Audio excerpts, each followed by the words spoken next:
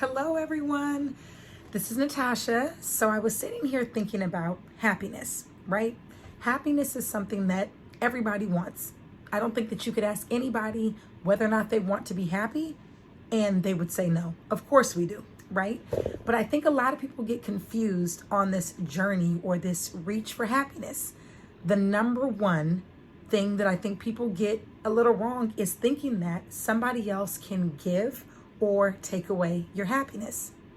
Your happiness is not the responsibility of your boyfriend, your husband, your children, your best friend, your mom, your dad. But the beauty in that is that they don't have the power to give it, and they also don't have the power to take it away. I learned this lesson the hard way. Trust me, I spent years battling depression. I remember being 11 years old, standing in my dad's kitchen with a knife pressed to my wrist, but being too scared to go through with it. By the time I was 17, I had attempted suicide twice. I ended up in the emergency room with a stomach full of charcoal, trying to pump out the sleeping pills that I had taken.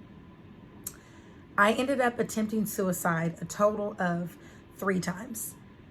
And every time afterwards, I would be elated that it didn't work.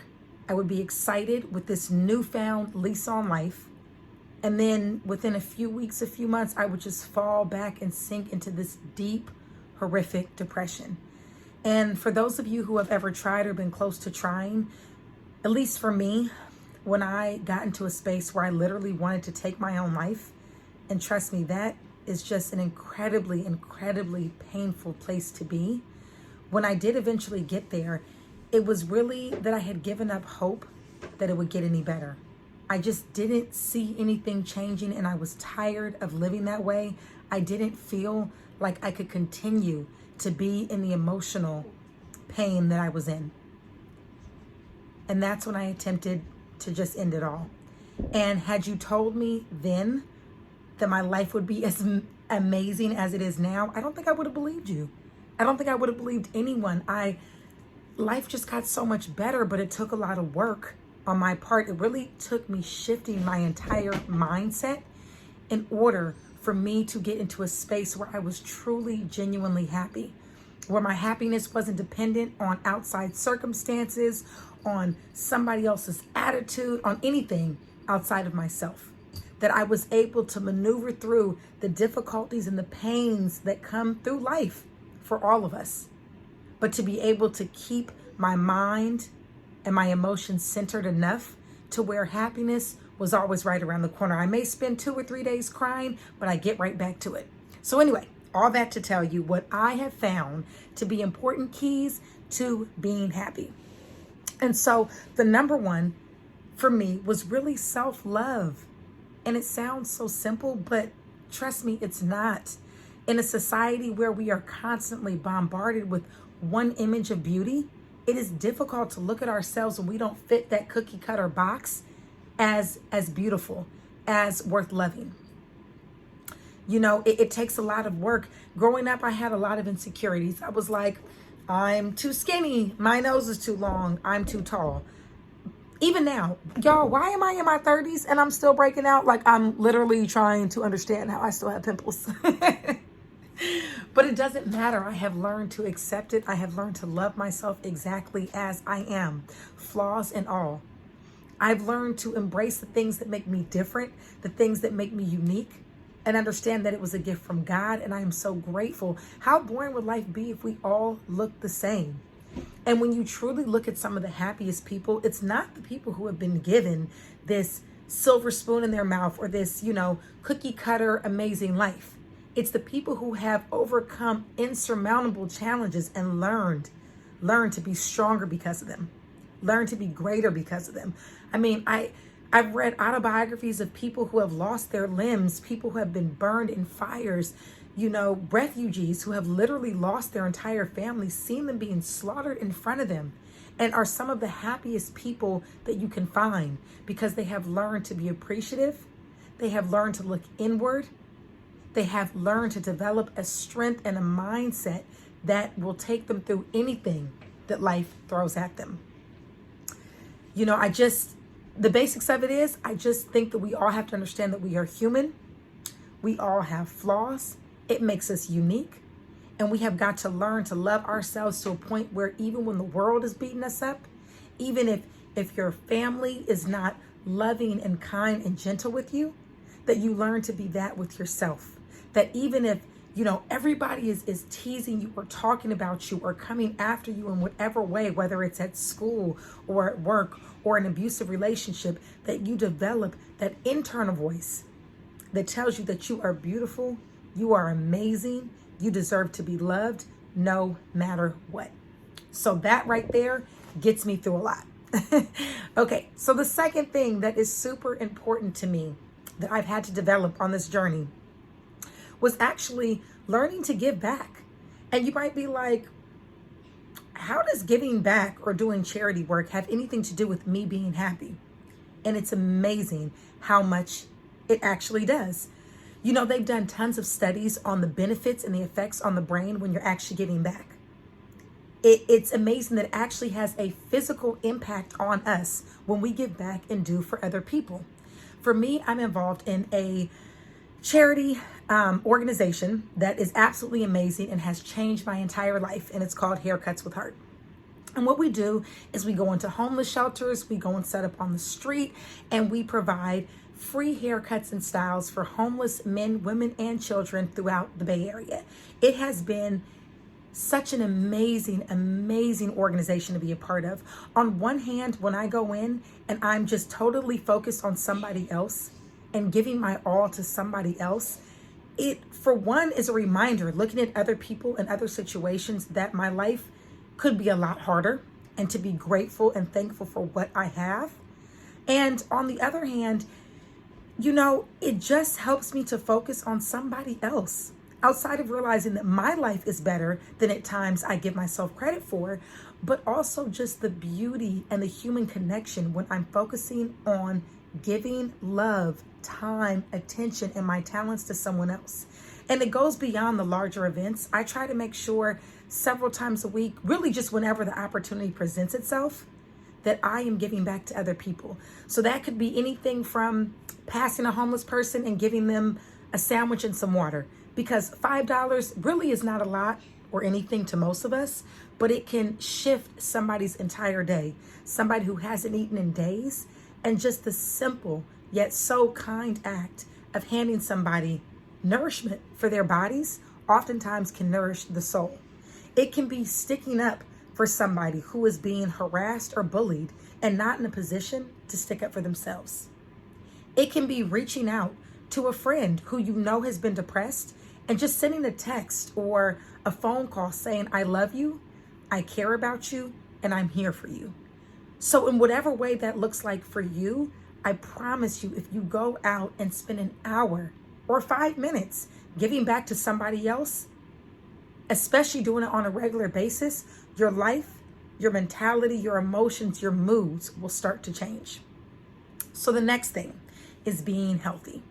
And when I say healthy, please let me be clear. Healthy is not a size. Healthy is not a size 2, a size 4, a size 6. It's not your favorite actress or actor having the abs, the whatever.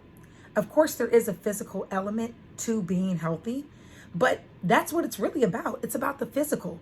It's about keeping our bodies in a way that allows us to have the longest, happiest, healthiest life that we can. Nobody wants to be on medications. Nobody wants to be hooked up to machines. While there are things that we cannot control, we should try our best to attack and to be on top of the things that we can control. So that means drinking lots of water, eating as healthy as we possibly can, getting in our fruits, getting in our vegetables, keeping our mind healthy, being aware of what we watch, what we listen to, how we speak, not being involved in a bunch of gossip and negativity, because our mind being healthy is just as important, if not more important, than our body being healthy. Being emotionally healthy and emotionally healthy and fulfilling relationships. No abuse. That means we're not giving abuse verbally, emotionally, and we're not taking it either. So it's really just looking at every facet of our lives and doing the best that we can do to try and be as healthy as we possibly can. Okay, so that takes us to the next thing that in my journey has been super important for me in creating a sustaining happiness. And that is, I'm sorry, I'm glancing over at my screen. Okay, taking responsibility. Now, this isn't the most fun one, but I will honestly say it is probably the most important one. So, like I said, I had an emotionally rough time, childhood, early adulthood. So not only did I deal with homelessness from about 17 to 18, during that time, it was multiple suicide attempts, like I told you guys already. I just was so incredibly unhappy.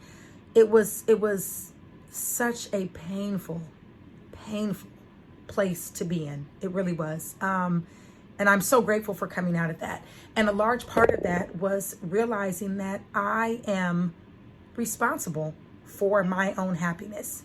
My happiness is not dependent on anybody else.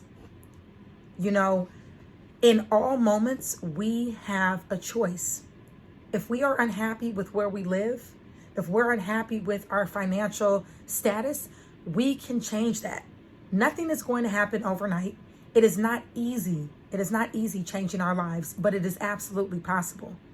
So we have to start with the small steps. So whether we enroll in school or apply for a new job or make the decision to leave a relationship that really is not benefiting us, that is not healthy for us, whether we go to counseling so that we can change what we bring to the relationship. Either way, we always have a choice. People often get so caught up, I've done it too, in the small things. Somebody cuts you off in traffic because you're running late. Guess what? You had the choice to leave early to make sure you got to where you needed to be on time. We're frustrated because we run out of money at the end of the month. Guess what? You can put yourself in a position to have more money, or you can manage the money that you do have in a better manner, or you can do both. Your child is out of control. We can't control everything that our kids do, but we can make an effort to create a different dynamic and a different relationship going forward for ourselves and for them. In every moment, we have a choice, and we must take responsibility for creating the life that we want to live. And a wonderful book for you guys, what actually just changed my entire mindset, was a book that's called, oh gosh, I'll put it up if I can't remember the name, Life Rules. And it's by Yehuda Berg. And it literally is entitled, Turning Your Life from a Problem into a Solution. And it just, when you get out of that mindset of looking at the problems, at looking at the external forces, and look internally at creating the solutions, because you have everything that you need already inside. And when you shift your mindset, when I shifted my mindset, I was able to go from homeless and depressed to getting myself into the career that I absolutely love, and to now making well over 6 figures, traveling the world with my family. I purchased my second home at 33 with my husband. I have created a life I never could have dreamed of, but it took me shifting my mindset. And that is something that we all can absolutely do. So that brings me to the last thing, which is kind of what we've touched on. It is creating the life of your dreams, creating the life that you deserve to live. When I look back at where I used to be, I never want to go back there again. And a lot of us, even if we haven't been to the point of severe depression, even if we haven't been to the point of actually trying to take our own lives, most of us have gone through sad, emotional periods. All of us have been at places in our life where we feel like we could be doing more. We should be doing more. We all have been at a place where we're looking at where we are versus where we want to be. And it's attainable. It is absolutely attainable.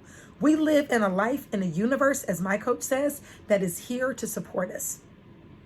If we really are prepared, if we map out what we want out of this life and create the steps to get it, the universe will help us out. You have to prepare, you have to plan, and you have to attack it. You have to be willing to to do what other people are not willing to do if you want to create a life that other people don't have. And it's not about me versus them. It's about taking myself from where I am to where I want to be, because we deserve it. You deserve it. You deserve to be happy. You deserve to be fulfilled. You deserve to be emotionally, spiritually, financially, physically healthy and happy. I have a life coaching program where I help people get there, but it doesn't have to be through me. I've invested in life coaches. I've invested in mentors. I read tons of self-help books and autobiographies to learn from other people who have been where I want to go and can help me get there. So if you're interested, click subscribe. If not, it's okay. Leave some messages, leave me some notes. Let me know what you thought, what you resonated with, what your experiences have been.